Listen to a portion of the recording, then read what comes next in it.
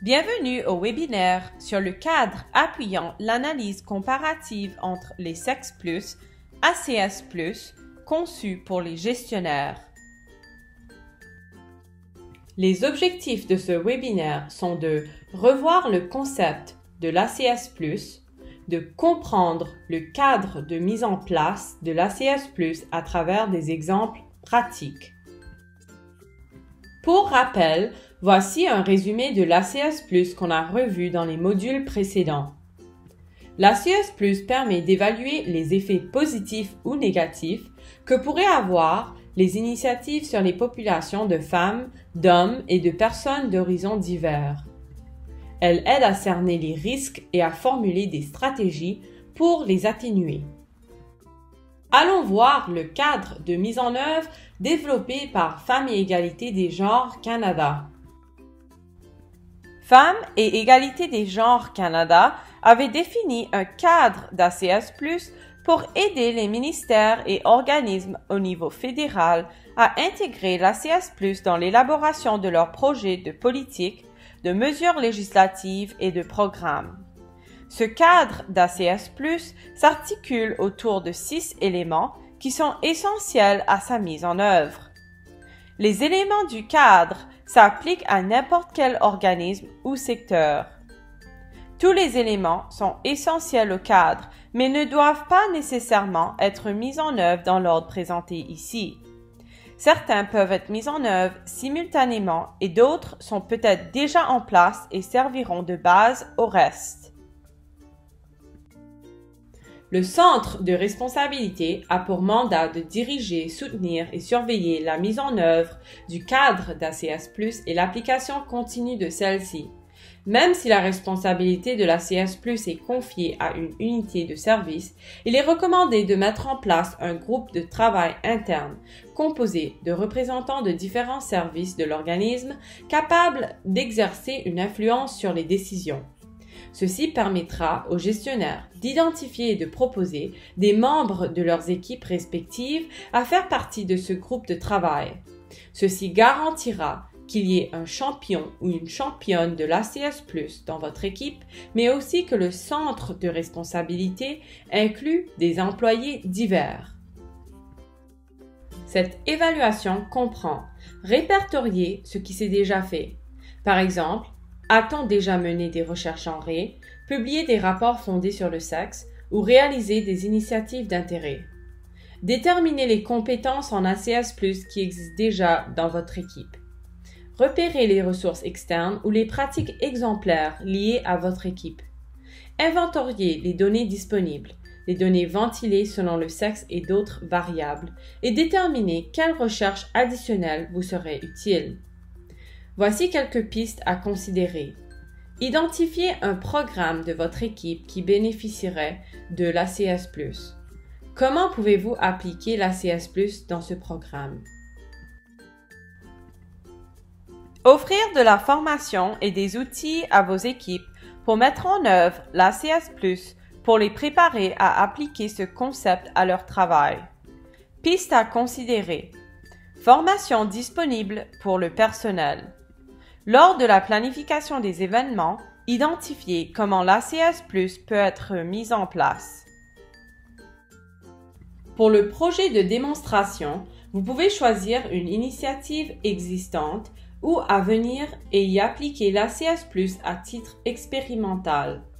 Au terme du projet, faites-en une auto-évaluation en veillant à détailler toutes ces phases, depuis l'élaboration jusqu'au résultat, ce qui permettra de créer un document de référence utile qui porte spécifiquement sur votre environnement opérationnel. Prenons un exemple de l'approvisionnement d'Expédition Canada développé au niveau du gouvernement fédéral.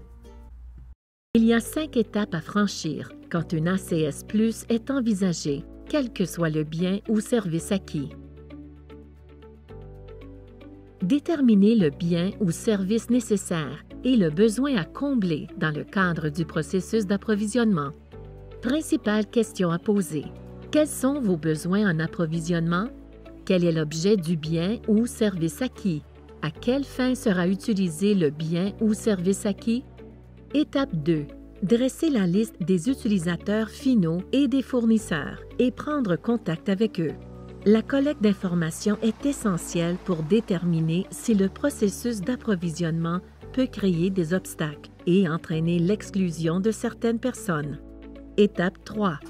Énumérer les différences et les iniquités entre et parmi les différents groupes de personnes. Ce faisant, nous pourrons répondre aux besoins des utilisateurs finaux et assurer à tous les fournisseurs potentiels une participation équitable. Étape 4. Utiliser les commentaires des intervenants pour dégager des options et assurer des définitions des exigences, des demandes de renseignements et des propositions qui correspondent aux besoins uniques des utilisateurs finaux et qui réduisent les obstacles. Étape 5. Mettre en œuvre, évaluer et surveiller.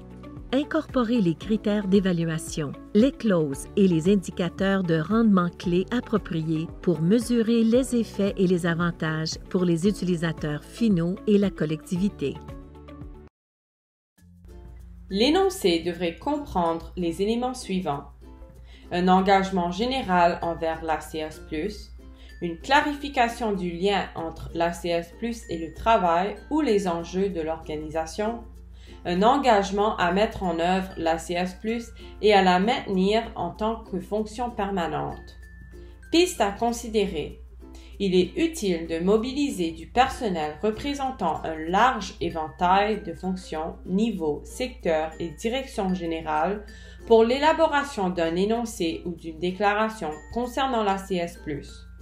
En effet, les organisations qui tiennent de vastes consultations sur leur politique d'ACS+, ont de meilleures chances de susciter la collaboration et de créer l'unanimité sur l'importance et la pertinence de l'ACS+, pour leur travail.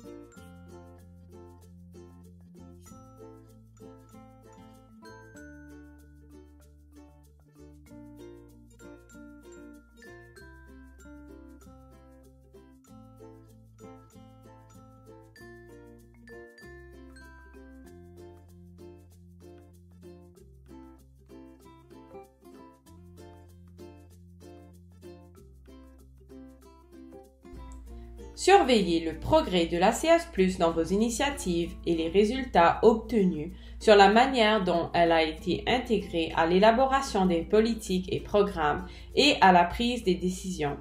Cela permet de mettre en évidence les réussites et de communiquer les pratiques exemplaires, mais aussi de dégager les lacunes et les nouvelles priorités qui se dessinent.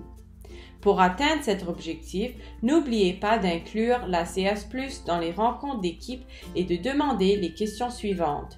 Demandez des exemples précis d'initiatives ayant fait l'objet d'une ACS+ dans votre équipe. Est-ce que votre équipe a recueilli ou produit des données ventilées selon le sexe ou mené des recherches sur le genre? Nous vous remercions de votre temps et nous vous invitons à remplir le questionnaire en utilisant le code QR pour partager vos rétroactions sur ce webinaire. Pour toute autre information, nous vous invitons à consulter les sources d'informations listées ici.